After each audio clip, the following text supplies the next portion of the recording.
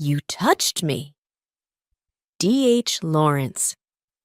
The pottery house was a square, ugly, brick house girt in by the wall that enclosed the whole grounds of the pottery itself.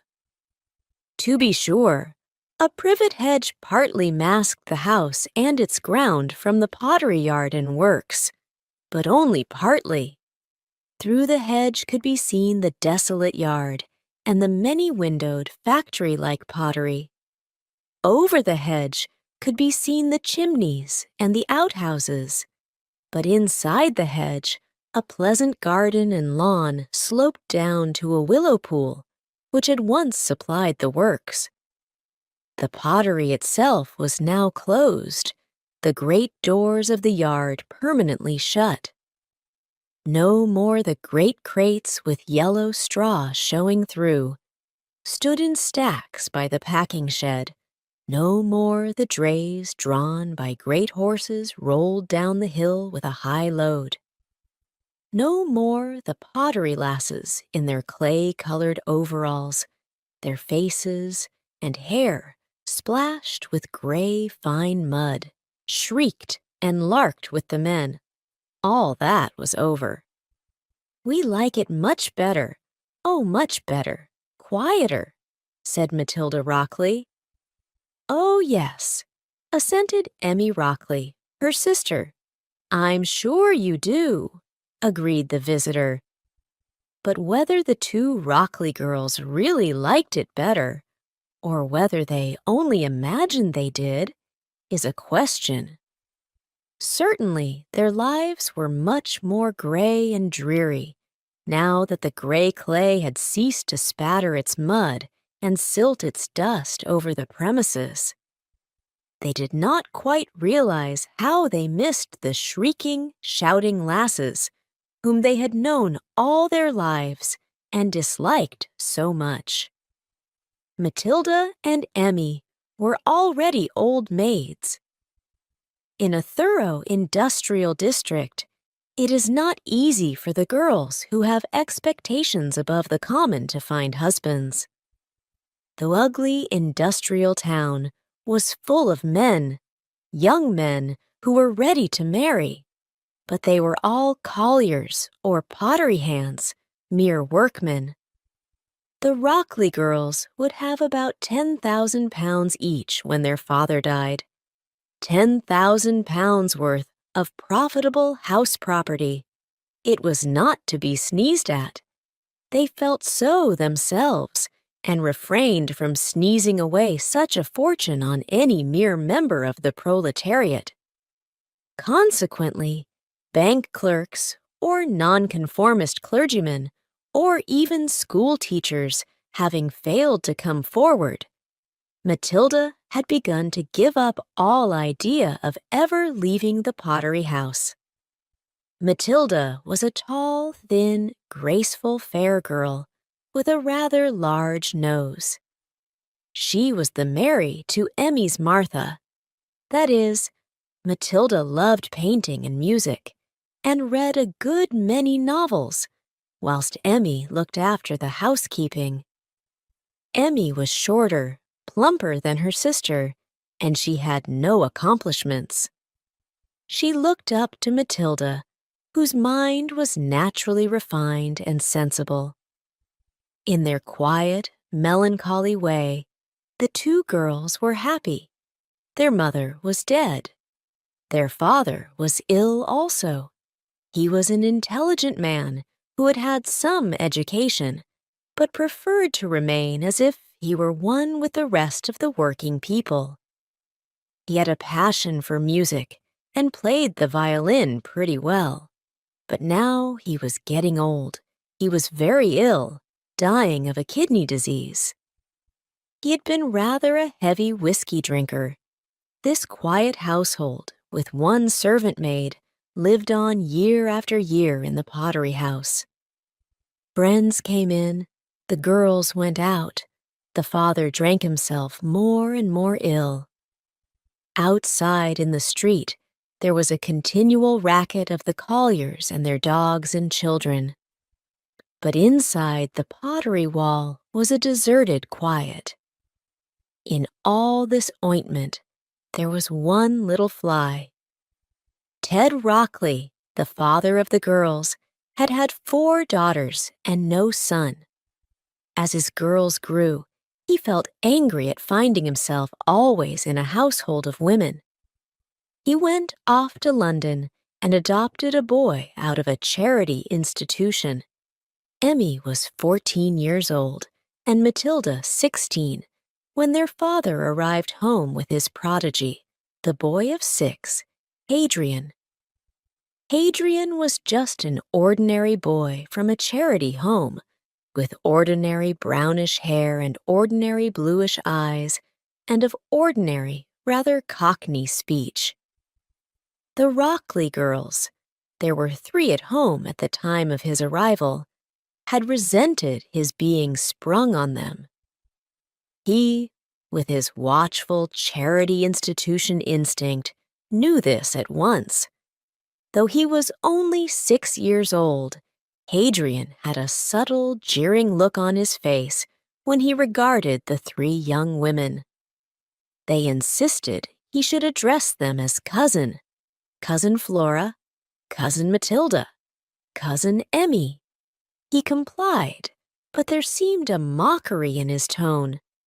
The girls, however, were kind-hearted by nature. Flora married and left home. Hadrian did very much as he pleased with Matilda and Emmy, though they had certain strictnesses. He grew up in the pottery house and about the pottery premises, went to an elementary school, and was invariably called Hadrian Rockley. He regarded Cousin Matilda and Cousin Emmy with a certain laconic indifference, was quiet and reticent in his ways. The girls called him sly, but that was unjust. He was merely cautious and without frankness. His uncle, Ted Rockley, understood him tacitly. Their natures were somewhat akin.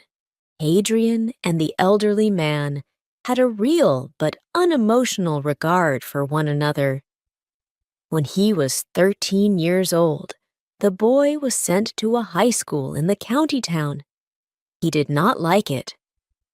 His cousin Matilda had longed to make a little gentleman of him, but he refused to be made.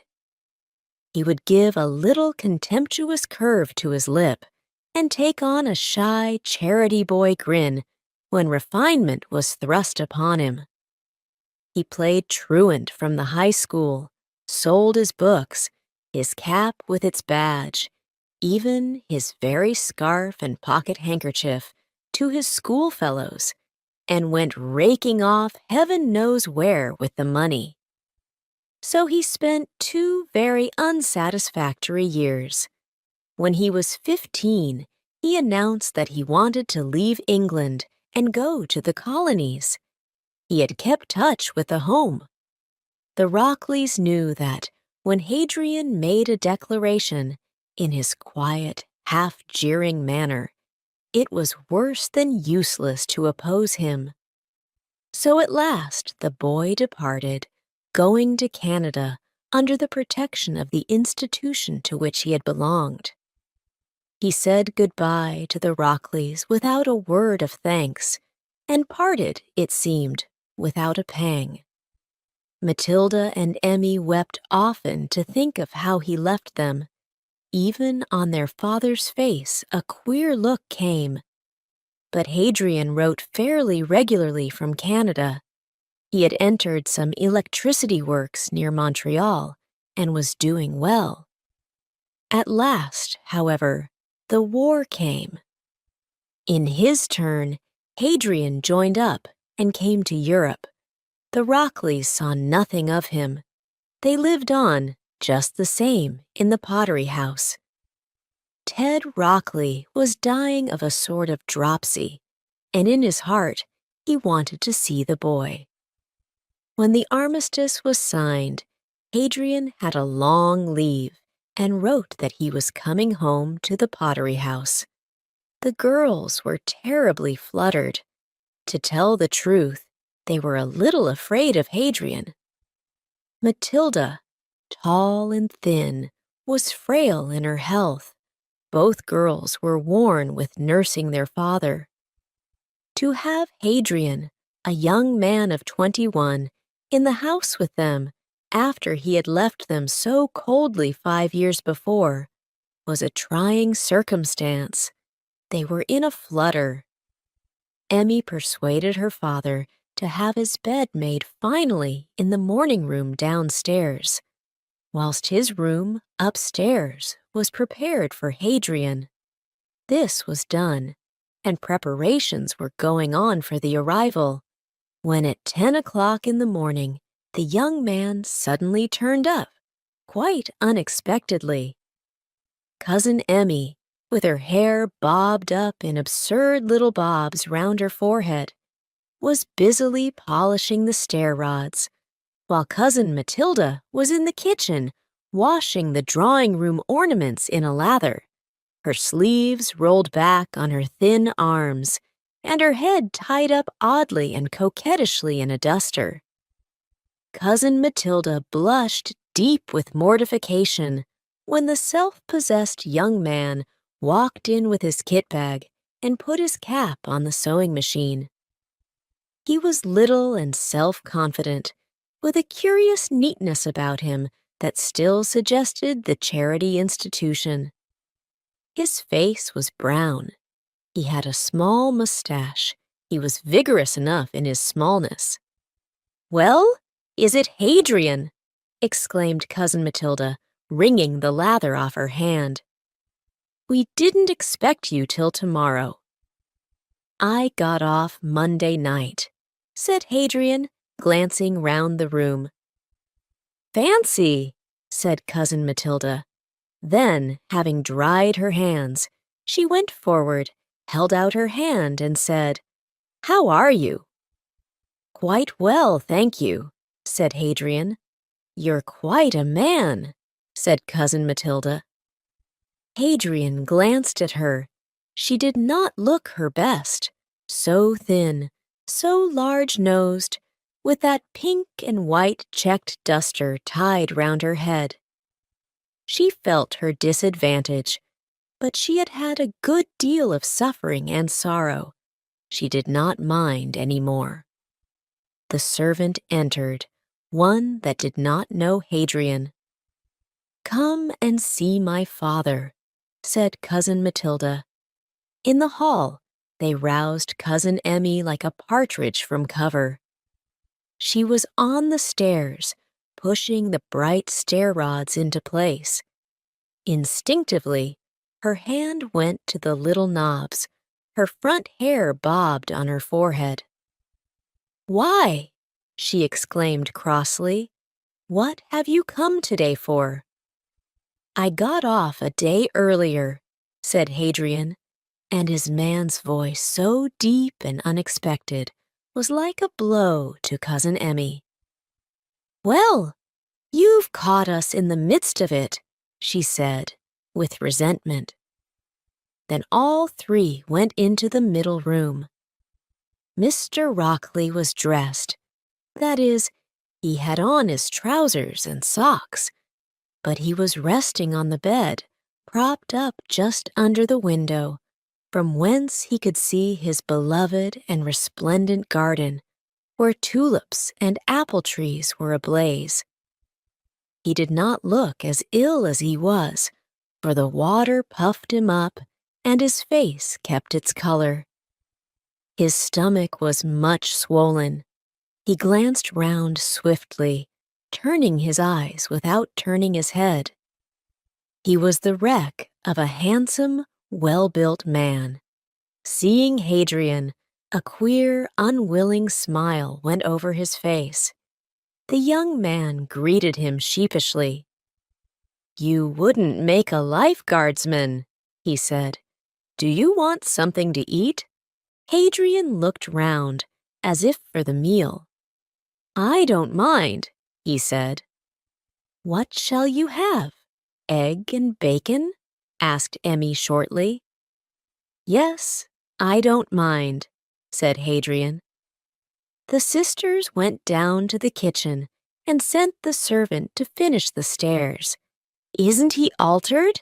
said Matilda, sotto voce. "Isn't he?" said Cousin Emmy. "What a little man!" They both made a grimace and laughed nervously. "Get the frying pan," said Emmy to Matilda. "But he's as cocky as ever," said Matilda, narrowing her eyes and shaking her head knowingly as she handed the frying pan. "Manny," said Emmy sarcastically. Hadrian's new-fledged, cocksure manliness evidently found no favor in her eyes. "Oh, he's not bad," said Matilda. "You don't want to be prejudiced against him." "I'm not prejudiced against him. I think he's all right for looks," said Emmy. "But there's too much of the little Manny about him." "Fancy catching us like this," said Matilda. "They've no thought for anything," said Emmy with contempt. "You go up and get dressed, our Matilda. I don't care about him. I can see to things, and you can talk to him. I shan't." "He'll talk to my father," said Matilda, meaningful. "Sly!" exclaimed Emmy with a grimace. The sisters believed that Hadrian had come hoping to get something out of their father, hoping for a legacy, and they were not at all sure he would not get it. Matilda went upstairs to change. She had thought it all out, how she would receive Hadrian and impress him, and he had caught her with her head tied up in a duster and her thin arms in a basin of lather. But she did not care. She now dressed herself most scrupulously, carefully folded her long, beautiful blonde hair, touched her pallor with a little rouge, and put her long string of exquisite crystal beads over her soft green dress. Now she looked elegant, like a heroine in a magazine illustration, and almost as unreal. She found Hadrian and her father talking away. The young man was short of speech as a rule, but he could find his tongue with his uncle. They were both sipping a glass of brandy and smoking and chatting like a pair of old cronies. Hadrian was telling about Canada. He was going back there when his leave was up. "You wouldn't like to stop in England then?" said Mr. Rockley. "No, I wouldn't stop in England," said Hadrian. "How's that? There's plenty of electricians here," said Mr. Rockley. "Yes, but there's too much difference between the men and the employers over here. Too much of that for me," said Hadrian. The sick man looked at him narrowly with oddly smiling eyes. "That's it, is it?" he replied. Matilda heard and understood. "So that's your big idea, is it, my little man?" she said to herself. She had always said of Hadrian that he had no proper respect for anybody or anything, that he was sly and common. She went down to the kitchen for a sotto voce confab with Emmy. "He thinks a rare lot of himself," she whispered. "He's somebody, he is," said Emmy with contempt. "He thinks there's too much difference between masters and men over here," said Matilda. "Is it any different in Canada?" asked Emmy. "Oh, yes, democratic," replied Matilda. "He thinks they're all on a level over there." "Aye, well, he's over here now," said Emmy dryly, "so he can keep his place." As they talked, they saw the young man sauntering down the garden, looking casually at the flowers. He had his hands in his pockets and his soldier's cap neatly on his head. He looked quite at his ease, as if in possession. The two women, fluttered, watched him through the window. "We know what he's come for," said Emmy churlishly. Matilda looked a long time at the neat khaki figure. It had something of the charity boy about it still, but now it was a man's figure, laconic, charged with plebeian energy. She thought of the derisive passion in his voice as he had declaimed against the propertied classes to her father. "You don't know, Emmy. Perhaps he's not come for that," she rebuked her sister. They were both thinking of the money. They were still watching the young soldier. He stood away at the bottom of the garden, with his back to them, his hands in his pockets, looking into the water of the willow pond. Matilda's dark blue eyes had a strange, full look in them. The lids, with the faint blue veins showing, dropped rather low. She carried her head light and high, but she had a look of pain. The young man at the bottom of the garden turned and looked up the path. Perhaps he saw them through the window. Matilda moved into shadow. That afternoon, their father seemed weak and ill. He was easily exhausted. The doctor came and told Matilda that the sick man might die suddenly at any moment, but then he might not. They must be prepared. So the day passed, and the next. Hadrian made himself at home.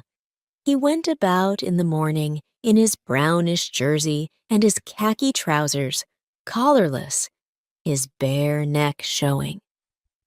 He explored the pottery premises, as if he had some secret purpose in so doing. He talked with Mr. Rockley when the sick man had strength. The two girls were always angry when the two men sat talking together like cronies. Yet it was chiefly a kind of politics they talked.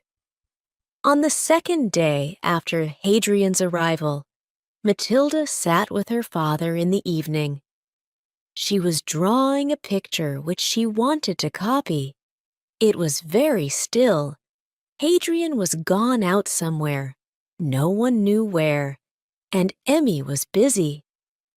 Mr. Rockley reclined on his bed, looking out in silence over his evening sunny garden. "If anything happens to me, Matilda," he said, "you won't sell this house. You'll stop here." Matilda's eyes took their slightly haggard look as she stared at her father. "Well, we couldn't do anything else," she said. "You don't know what you might do," he said. "Everything is left to you and Emmy equally. You do as you like with it, only don't sell this house. Don't part with it." "No," she said, "and give Hadrian my watch and chain, and £100 out of what's in the bank, and help him if he ever wants helping. I haven't put his name in the will." "Your watch and chain, and £100? Yes, but you'll be here when he goes back to Canada, father." "You never know what'll happen," said her father. Matilda sat and watched him, with her full, haggard eyes, for a long time, as if tranced. She saw that he knew he must go soon. She saw like a clairvoyant. Later on, she told Emmy what her father had said about the watch and chain and the money. "What right has he, meaning Hadrian, to my father's watch and chain? What has it to do with him? Let him have the money and get off," said Emmy. She loved her father. That night, Matilda sat late in her room. Her heart was anxious and breaking. Her mind seemed entranced. She was too much entranced even to weep, and all the time she thought of her father, only her father. At last she felt she must go to him. It was near midnight. She went along the passage and to his room. There was a faint light from the moon outside. She listened at his door. Then she softly opened and entered. The room was faintly dark. She heard a movement on the bed. "Are you asleep?" she said softly, advancing to the side of the bed. "Are you asleep?" she repeated gently as she stood at the side of the bed, and she reached her hand in the darkness to touch his forehead. Delicately, her fingers met the nose and the eyebrows. She laid her fine, delicate hand on his brow. It seemed fresh and smooth, very fresh and smooth. A sort of surprise stirred her in her entranced state, but it could not waken her. Gently, she leaned over the bed and stirred her fingers over the low-growing hair on his brow.